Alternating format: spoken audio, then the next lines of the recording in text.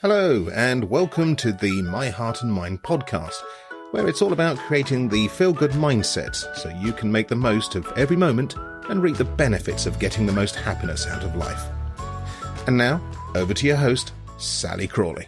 My show is for you if you've had a heart attack, heart surgery, a cardiac arrest, or your life has been impacted by a cardiac diagnosis. It's all about mastering your thoughts and feelings and emotions so you can feel great and live a life that you love despite your diagnosis. Thank you so much for joining me today. Just before we get into the show though, please be aware that my work is not intended to replace conventional medicine. It is complementary. If you have any concerns about your health or your heart, then do seek medical expert advice immediately.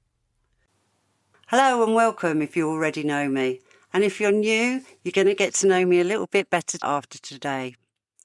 I'm going to talk about me, myself and I, where I explore with you my personal journey of self-love and well-being to help you after a cardiac event. It's a topic that's often misunderstood. Self-care. Many of us confuse it with selfishness, but as we'll discover today, that couldn't be further from the truth. Think about the safety instructions that you hear on an aeroplane.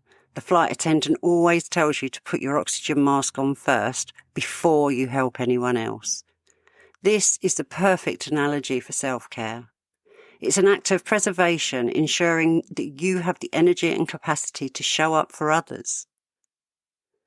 So what is self-care? It's any activity you do to take care of your social, emotional, physical, mental, financial, spiritual or environmental health. That's quite a few words there. But it sounds like it's quite simple really, but it's one of the hardest things for us to actually do. We tend to overlook it, even though it's key to improving our mood, reducing anxiety, and building a healthy relationship with ourselves and with other people that we care about. When you prioritise yourself, you're not being selfish. You're ensuring that your cup is full so that you can pour into the lives of other people that are there for you. I've been on my own self-care journey for a while, and a big part of it started when I was in my 20s. I spent so many years worrying about the way I looked and who I was. And looking back now, I just think to myself, why did I waste so much time? I was obsessed over things I couldn't change, like my broad shoulders or the shape of my nose. I really should have just accepted my body for what it is and focused on all of the positives. Then there were the things that I could change, like my weight, fitness and muscle tone. I'd obsess over these too, trying every fad diet and exercise trend I heard about. The grape diet, the cabbage soup diet, both of those completely unsustainable. I tried swimming, aerobics and step classes, but they just didn't inspire or motivate me. I always wondered, why did they work for others but not for me? Your self-care and your mindset. The truth is, I never really stuck at any of it. Sometimes I'd get great results, but they were always short-lived, and I still wasn't truly happy. That was until I made a conscious decision, a conscious choice to love the skin I was in and to make lasting changes to my mindset first.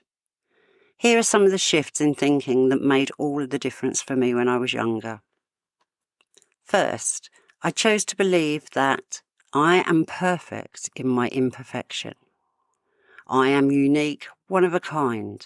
Just like your fingerprints, there's no one else who shares the exact same pattern. My affirmation was, and still is, I like myself, I really, really love myself. Secondly, I decided I was going to find an activity I genuinely loved. I made a list of anything and everything that sounded even remotely interesting. I also made a list of what I wanted to get out of the activity so I could measure the experience. Then I went out and just tried things, with absolutely no pressure to continue if it wasn't for me. In my case, it was Shotokan karate. I was so motivated by it and enjoyed everything, including learning the Japanese words. That lasted me for 10 years. Third, I came to the conclusion that I was not going to diet. Instead, I was going to make healthy food and drink choices. It would actually serve me really well because I didn't have to change my eating habits after my heart attack so much. In my mind, a diet was something that was started and stopped, and that was obviously not going to work. It needed to be a lifelong change. I realised I needed to think differently about how, when, what and where I ate. The why was important too. I needed to look out for triggers that might cause me to eat when I wasn't hungry. The definition I now remind myself of is simple. A diet is the kinds of food that a person, animal or community habitually eats. And finally, as part of my self-care journey and wanting to live life to the fullest, I thought it would be a good idea to allow myself to live by this motto. Everything in moderation, including moderation itself. We often hear about moderation in our heart world after we've been diagnosed. And I think it's not just our foods that we need to think about being in moderation. It's everything. And we are allowed to have excess on the odd occasion. So here's an alternative self-care exercise for you. Now, when I think of self-care previously and in the world around us today, you might see a picture of a bubble bath, essential oils, or lighting a scented candle. And while those things can be great for some people, self-care doesn't have to be limited to them. It's about finding what truly nourishes you. So here's a simple but powerful exercise you can try that doesn't involve any of those things. It's called a body scan meditation. You can do this lying down or sitting in a comfortable chair. Find a quiet spot where you won't be interrupted. Close your eyes and take a few deep breaths. Inhale through your nose and exhale through your mouth. Now bring your attention to the top of your head. Notice any sensations there, a tingling, a pressure, or some warmth. Just observe without judgment. Then slowly begin to move your awareness down your body.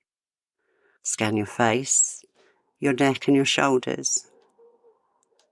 If you feel any tension, just imagine your breath softening and releasing it.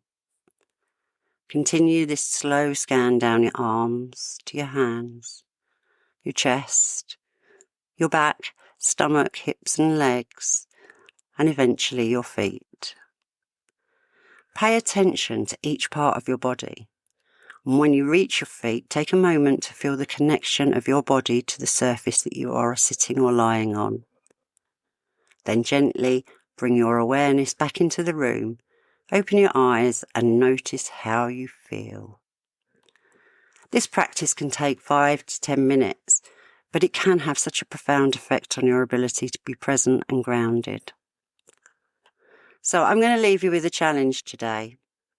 It's your mind, body and soul. You are a natural and amazing wonder. It's the only you you're going to get for right now. So accept it, listen to it, learn from it, and love yourself for it. Take some time to think about this question. What aspect of self-care have you found difficult that you can improve simply by changing the way you think about it? I am going to be taking a short break. I'm going to practice what I preach, and that is to take some self-care. Lately, I've been feeling the strain of having a lot going on at the moment. I'm selling my parents' house. I'm recovering from a shoulder surgery, which is taking so many weeks longer than I thought. Plus the everyday things like working and looking after myself and my grown-up daughter. So I'm going to step back and I'm going to focus on my own well-being for a short while, but I will be back soon, feeling refreshed and ready to share more with you. Thank you for tuning in today. Until next time, be kind to yourself. And remember, you are loved more than you will ever know. You're admired by more people than you'd ever expect.